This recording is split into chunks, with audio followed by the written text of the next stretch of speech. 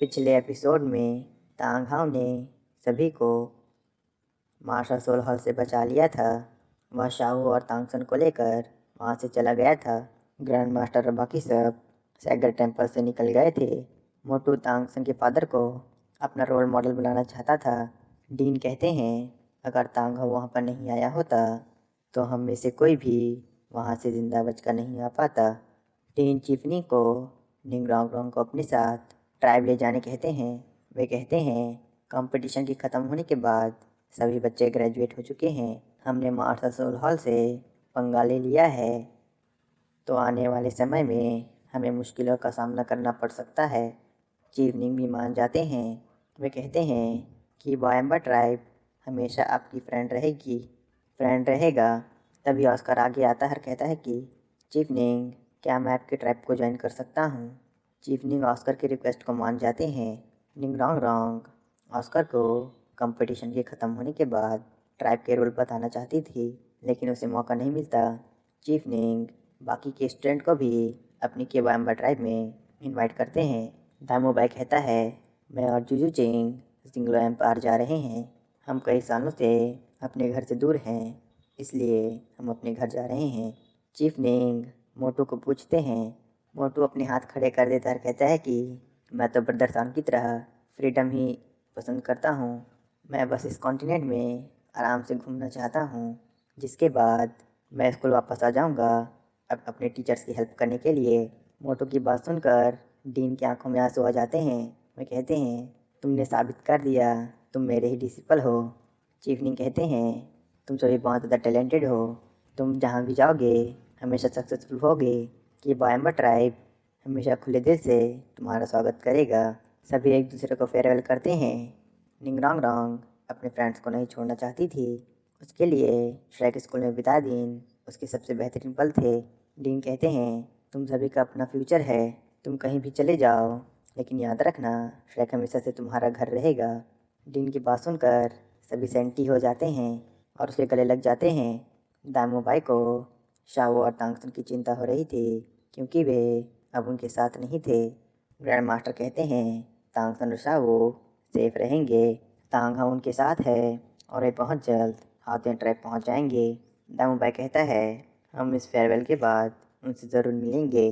तभी मोटू कहता है चलो हम एक प्रॉमिस करते हैं 5 साल बाद हम फिर से स्ट्राइक में मिलेंगे। सभी को मोटू का आइडिया अच्छा लगता है और वे मान जाते हैं। दामोबाई कहता है चाहे कितना भी ख़राब मौसम हो हम ज़रूर आएंगे। सभी एक दूसरे को प्रॉमिस करते हैं। गेमिंग सभी को अपना ध्यान रखने के लिए कहता है। ग्रैंड मास्टर कहते हैं तुम सभी अलग हो रहे हो तो प्रैक्टिस करना मत भूल जाना। भी आओ सभी को बाय कहती है, जिसके बाद सभी मार्शल सोल हॉल सिटी को छोड़कर वहाँ से निकल जाते हैं। दामोबाई और जुजू चिंग जिंगलो एम्पायर के लिए निकल जाते हैं। ऑस्कर और निंगरोंग टियानो एम्पायर की वायम्बा ट्राइब के लिए निकल जाते हैं।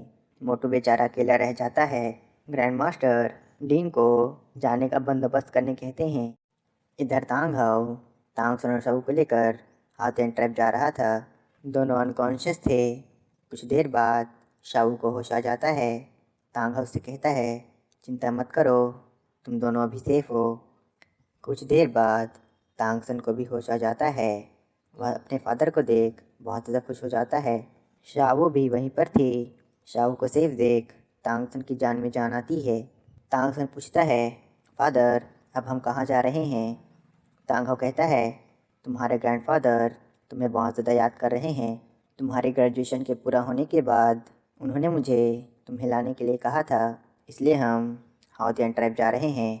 तांगसन पूछता है फादर क्या ट्राइब वाले शाओ को एक्सेप्ट करेंगे। ट्राइब शाओ को कभी एक्सेप्ट नहीं करेगी, लेकिन एक दिन वे उसे ज़रूर एक्सेप्ट कर लेंगे, लेकिन वे अभी शाओ को एक्सेप्ट नहीं कर सकते। तांगसन हैरान रह जाता और पूछता है तो हम ट्राइब क्यों वापस जा रहे हैं। तांग हाउ कहता है तुम्हारे इमॉर्टल हब की वजह से कोई भी grand soul and master Shao के सोल बिस्ट के ऑरा को सेंस नहीं कर सकता है। हमें बस शाओ के लेवल 60 में ब्रेक थ्रू करने का वेट करना होगा, जिसके बाद वह पूरी तरह से ह्यूमन बन जाएगी और ट्राइब में सेफली रह पाएगी। तांगसन मान जाता है। वह शाओ को चिंता ना करने कहता है। वह कहता है चाहे कुछ भी हो जाए मैं तुम्हें हमेशा प्रोटेक्ट करूँगा। कुछ देर बाद वे हाउतियान ट्राइब पहुँच जाते हैं, जहाँ पर एक डिसिपल तांगहाओ को रिसीव करने के लिए आता है। डिसिपल तांगसन को देखकर बहुत ज़्यादा हैरान रह जाता है। वह तांगहाओ को ग्रीट करता है, जिसके बाद वह उन्हें ट्राइब के अंदर ले जाता है। तांगसन शाओ को गोद में लेकर आयरन चेन को पार करने लगता है। थोड़ी देर बाद वे ट्राइब के अंदर पहुंच जाते हैं। तांग शाओ तांगहाओ को देखकर उसके गले लग जाता है। तांगसन भी अपने अंकल को ग्रीट करता है। तभी वहाँ पर यन भी आ जाती है। तांगसन कई सालों से अपनी माँ से नहीं मिला था। यन तांगसन को गले से लगा लेती है। तभी उसकी नज़र शाओ पर पड़ती है, जिसे देखकर वह समझ जाती है कि शाओ एक सोल बीस्ट है। शाओ यन के ह्यूमन फॉर्म लेने के बाद भी उसके ब्लू सेरल एम्पर के आइडेंटिटी को जान लेती है। तभी वहाँ पर ट्राइब चीफ यानी तांगसन के ग्रैंडफादर आ जाते हैं। तांगहाओ और तांग शाओ उन्हें ग्रीट करते हैं। बाकी के एल्डर्स भी वहाँ पर आ जाते हैं। तांगसन के ग्रैंडफादर तांगसन से उसकी सोल पावर पूछते हैं। तांगसन अपनी सोल पावर लेवल 43 पर बताता है। ट्राइब चीफ तांगसन को हाउतियन ट्राइब के एक डिसिपल के साथ फाइट करने के लिए कहते हैं। वे तांगसन की कैपेबिलिटी को चेक करना चाहते थे। तांगसन इस बैटल के लिए मान जाता है। तभी वहाँ पर सेवंथ एल्डर का बेटा आ जाता है। वह तांगसन को देखकर बहुत ज़्यादा खुश हो जाता है। वह तांगसन को एक फ़ाइट के लिए चैलेंज करता है। सेवंथ एल्डर का बेटा एक सोल एम्परर था। उसकी सोल पावर लेवल 69 पर थी। सेवंथ एल्डर अपने बेटे से कहते हैं, क्या तुम तांगसन को बुली कर रहे हो?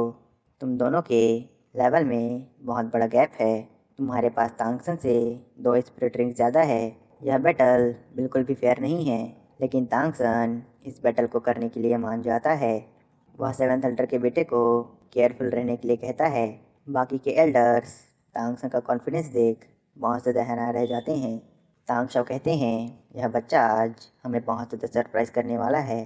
तांगहाओ तांगशाओ के साथ चला जाता है। वह तांगशाओ को शाओ के बारे में बता देता है। तांगशाओ यन के सोल बीस्ट की आइडेंटिटी को बहुत पहले से जानता है। वह तांगहाओ से कहता है उस बच्ची का यहाँ पर रहना बिल्कुल भी सेफ नहीं होगा। अगर उसकी आइडेंटिटी लीक हो जाती है तो उसकी जान को खतरा होगा। अगर मार्शल सोल हॉल उसे क्लेम करने के लिए हाउतियन ट्राइब आ गई तो हम ट्राइब चीफ को क्या जवाब देंगे? शाओ बहुत छोटी है। भले ही वह एक ह्यूमन फॉर्म सोल बीस्ट है, लेकिन उसके कोई बुरे इरादे नहीं हैं और ना ही वह कोई इवल बीस्ट है जो अपनी कल्टीवेशन के लिए दूसरे सोल बीस्ट को हंट करते हैं। हमें उसे किसी भी हाल में प्रोटेक्ट करना होगा। तांग और तांगशाओ यन की बात मान जाते हैं। इधर तांगसन सेवंथ एल्डर के बेटे के साथ 1 वर्सेस 1 बैटल करने वाला था। यन शाओ के पास बैठ जाती है और तांगसन के सेवंथ एल्डर के बेटे के साथ फाइट देखने लगती है। तांगसन अपनी स्पिरिट रिंग को बाहर निकाल लेता है और फाइट के लिए रेडी हो जाता है। सभी एल्डर्स तांगसन के पास एक डेकेड मिलेनियम स्पिरिट रिंग देखकर बहुत ज़्यादा शॉक हो जाते हैं। सेवंथ एल्डर कहते हैं ये तो नामुमकिन है। ट्राइब चीफ कहते हैं हमने तांगसन को ग्रैंड मास्टर के पास भेजकर कोई भी गलती नहीं की है। उसने हाउतियन ट्राइब पर बहुत बड़ा एहसान किया है। सेवंथ एल्डर का बेटा तांगसन पर अटैक कर देता है, लेकिन तांगसन अपने ब्लू सेल प्लांट से खुद को बचाने लगता है। सभी तांगसन की बैटल टैक्टिक्स देखकर बहुत ज़्यादा शॉक हो जाते हैं। सेवंथ एल्डर का बेटा तांगसन पर अपनी 4th स्पिरिट रिंग का यूज़ करके अटैक कर देता है। तांगसन उसके अटैक से बचने के लिए अपने स्पाइडर बोन को बाहर निकाल लेता है, जो कि अभी रिकवर हो रहे थे। तांगसन के पास एक अटैच सोल बोन देखकर एल्डर्स के साथ साथ ट्राइब चीफ भी बहुत ज़्यादा शॉक हो जाते हैं। यह तो सच में एक लिटिल मॉन्स्टर है। तांगशाओ सेकंड एल्डर से कहते हैं तांगसन ने टूर्नामेंट में और भी सोल बोन्स जीती हैं, जिनमें से एक इसके लिए सूटेबल है। 2 सोल बोन का सुनकर सभी बहुत ज़्यादा हैरान रह जाते हैं। हमने तांगसन को श्रेक एकेडमी भेजकर कोई भी गलती नहीं की है। तांगसन घोस्टली ट्रेस का यूज़ करके सेवंथ एल्डर के बेटे के सभी अटैक्स को डॉज कर लेता है। तांगसन अपने किलर्स का हैमर से उस पर एक अटैक कर देता है। जिसे सेवंथ एल्डर का बेटा ब्लॉक करता है, लेकिन वह दूर जाकर गिरता है। तांगसन अपने fourth soul skill blue silver spike formation का यूज़ करता है। वह सेवंथ एल्डर के बेटे को ब्लू सिल्वर प्लांट में ट्रैप कर देता है, जिसके बाद वह अपने हिडन वेपन से उसे चकमा देता है, जिसके बाद वह पीछे से आकर अपनी स्पाइडर बोन से उसे पॉइजन दे देता है। तांगसन इस बैटल को जीत गया था। सभी तांगसन को इस बैटल का विनर बनता देख बहुत ज़्यादा हैरान और खुश हो जाते हैं। सेकंड एल्डर कहते हैं, सेवंथ ब्रदर, अब लगता है तांगसन ने आपके बेटे को बुली किया है। सेवंथ एल्डर कहते हैं, तांगसन हाउतेन ट्राइब का रेयर जीनियस है। तांगसन इसके बाद सेवंथ एल्डर के बेटे के अंदर से पॉइजन को निकाल लेता है। ट्राइब चीफ तांगसन की इस जीत से बहुत ज़्यादा खुश हो जाते हैं। तभी वहाँ पर तांगसन की आर्ट यूहो अभी आ जाती है। वह तांगसन को देख बहुत ज़्यादा खुश हो जाती है। तभी अचानक ट्राइब चीफ की हालत बिगड़ने लगती है। सभी उन्हें अंदर ले जाते हैं। तांगसन अपने फादर से पूछता है, फादर, क्या ग्रैंडफादर की बीमारी अब तक क्या और नहीं हो पाई है? तांग हम मना करते हैं और कहते हैं, उन्हें ठीक करने के लिए जो हब हमें चाहिए वह हमें अब तक नहीं मिली है। डिस्ट्रॉयर क्लैन के चीफ ने उनका ट्रीटमेंट तो किया, लेकिन उस हब के ना होने की वजह से फादर की बीमारी पूरी तरह से क्योर नहीं हो पाई है। तांगसन हब का नाम पूछता है। तांग हाउ हब का नाम बताते हैं।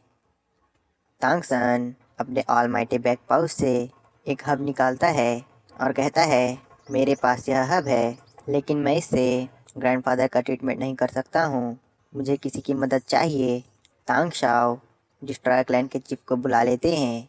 कुछ देर बाद डिस्ट्रॉयर क्लैन के चीफ वहाँ पर आ जाते हैं। वे तांगसन से हब को लेकर ट्राइब चीफ के ट्रीटमेंट शुरू कर देते हैं। तांगसन भी उनकी हेल्प करता है। कुछ घंटों की ट्रीटमेंट के बाद डिस्ट्रॉयर क्लैन के चीफ बाहर आ जाते हैं। ट्राइब चीफ अब बिल्कुल सेफ हैं। उनकी वाइटैलिटी पूरी तरह से रिस्टोर हो चुकी है, लेकिन अब वे आगे कल्टीवेट नहीं कर पाएंगे। तांग और बाकी सब डिस्ट्रॉयर क्लैन के चीफ का धन्यवाद करते हैं। डिस्ट्रॉयर क्लैन के चीफ कहते हैं, अगर तांगसन और उस प्रीमियम हब ने मेरी हेल्प नहीं की होती तो मैं चीफ को नहीं बचा पाता। सभी चीफ को देखने अंदर जाते हैं, जहां पर तांगसन अपने ग्रैंडफादर की केयर कर रहा था। ट्राइब चीफ ने उस प्रीमियम हब को एब्जॉर्ब कर लिया था, जिससे उनकी वाइटैलिटी रिस्टोर हो चुकी थी। तांगसन उनके लिए मेडिसिन भी बनाता है। सभी चीफ से मिलने अंदर आ जाते हैं। तांगसन बाहर जाता है और डिस्ट्रॉयर क्लैन के चीफ को फ्रेग्रेंट सिल्क वोवेन फ्लावर देता है और कहता है, ग्रैंडपा गोट, आप कई सालों से इसी हब को खोज रहे थे ना? ओल्ड गोट फ्रेग्रेंट सिल्क वोवेन को देखकर बहुत ज़्यादा खुश हो जाते हैं। वे कहते हैं, क्या तुम सच में इसे मुझे देना चाहते हो? तांगसन कहता है, आपको ड्रग्स और मेडिसिन की बहुत ज़्यादा नॉलेज है, साथ ही आप बहुत अच्छे अल्केमिस्ट भी हैं, इसलिए आपको इसकी ज़्यादा ज़रूरत है। डिस्ट्रॉयर क्लैन के चीफ बहुत ज़्यादा खुश हो जाते हैं। वे झूमते हुए कमरे के अंदर आ जाते हैं। सभी एल्डर्स ओल्ड गोट को इस तरह से झूमता देख बहुत ज़्यादा हैरान रह जाते हैं। ओल्ड गोट तो फ्रेग्रेंट सिल्क वोवेन के दीवाने हो गए थे। सेकंड एल्डर ओल्ड गोट को उनके बिहेवियर को कंट्रोल करने के लिए कहते हैं। तांगसन बेचारा अपना माथा पकड़ लेता है। ओल्ड गोट तांगसन का धन्यवाद करते हैं। सेकंड एल्डर तांगसन से उन वेपन्स के बारे में पूछते हैं जिनका यूज़ तांगसन ने अभी सेवंथ एल्डर के बेटे के अगेंस्ट किया था। तांगसन ग्रैंडफादर के होश में आने के बाद सभी को इसके बारे में बताने का कहता है, जिस पर सभी मान जाते हैं। तांगसन सेवंथ एल्डर के बेटे से मिलने जाता है। सेवंथ एल्डर का बेटा बहुत ज़्यादा खुश था। वह कहता है, मैं फाइनली 11th में पहुंच चुका हूं। तांगसन और शावो उसे कॉन्ग्रेचुलेट करते हैं।